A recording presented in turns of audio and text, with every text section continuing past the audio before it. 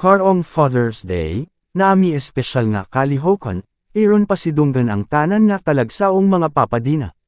Sa sunod nga tulo ka adlaw, magbilin mi og libre nga sapatos, o libre nga medyas sa lain-laing lugar sa lungsod, kini among pagi sa pagpasalamat, og pagpakita, og pagpasidungog, sa tanan nga mga amahan, nga nagbuhat og kayohan, og nagsakripisyo matag adlaw.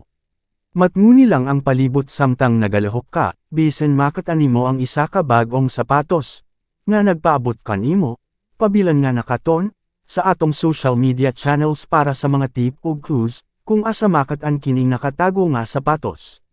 Excited mi nga ipaambit kini nga talagsaong Father's Day sorpresa sa atong komunidad. Hinumdumi, kini mahitungod sa paghatag og kalipay, ug pasalamat, sa kung makakita ka og isa ka pair na sapatos, pwede nimo kini ihatag sa angay nga amahan. Atong himuon kining Father's Day, nga dili malimtam, pinaagi sa paghiusa og pagselebrar, sa isa ka lingga og dili hilomon nga pagi, mayong pagpangita, ug malipayong Father's Day sa tanan nga talagsaong mga papa. Happy Father's Day!